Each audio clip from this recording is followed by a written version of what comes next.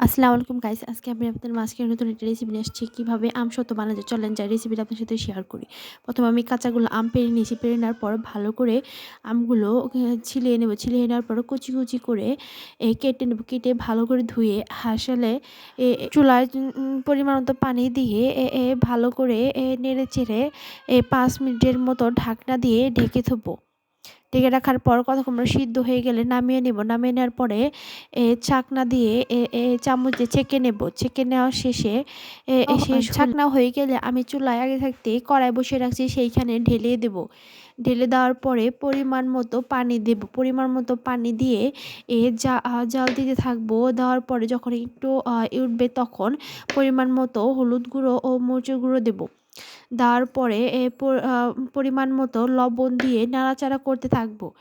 নাড়াচাড়া এখন আপনারা যে কালার পছন্দ করতে করেন সেই কালার দিয়ে দিতে পারেন, কিন্তু আমার এরকম কালার পছন্দ, তার জন্য আমি শুধু হলুদ গুঁড়ো আর মরিচের গুঁড়ো দিয়ে রাখবো।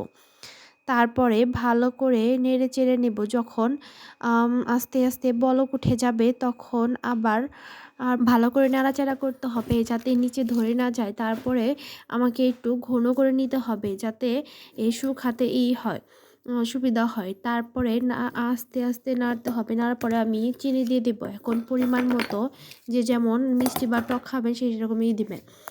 চিনি দেওয়ার পরে আবারও ভালো করে নেড়ে চেড়ে আমাকে ঘন করে নিতে হবে।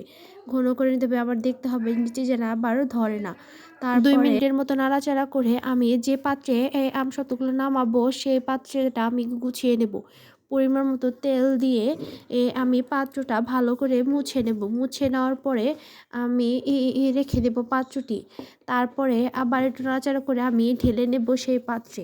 ঢেলে নেওয়ার শেষে আমি ভালো করে চারিদিকে ছড়িয়ে দেবো যাতে শুকাতে সুবিধা হয় এবং উঠাতে সুবিধা হয় আমার।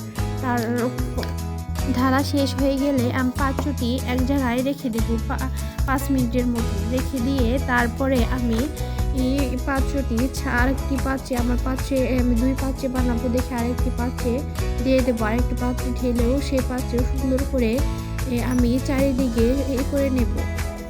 চারিদিকে ভালো করে যাতে আমি হাতে করে আমসত্ত্বটি শুকালে জানি আমি উল্টিয়ে দিতে পারি বা ভালো করে করতে পারি। পরে আমি তারপরে ছাদে নিয়ে গেলাম আমসত্ত্বটি এই ছাদে ভালো করে শুকিয়ে নিতে হবে। আমি ছাদের উপরে 2 সাইডে 2টা শুকাতে দিয়ে দিলাম। এখন আপনারা দেখবেন 12 ঘন্টা পর অবশেষে আমার আমসত্ত্বর রেজাল্ট দেখেন কি সুন্দর শুকিয়ে গেছে বাটিগুলার। আমি এখন চাকুর মাথা দিয়ে সুন্দর করে চারিদিকে করে নেব যাতে ছিঁড়ে না যায় এবং ভালোভাবে যেন আমসত্ত্বটি উঠে আসে। এখন আমি দেখেন কি সুন্দরভাবে উঠে আসছে আমসত্ত্বটি। এখন আমি করে নেব যাতে সুন্দরভাবে উঠে আসে। দেখতে কি সুন্দর লাগছে না, যদি হয় খেতে কতটা মজা লাগবে, কি ভালো লাগছে দেখতে।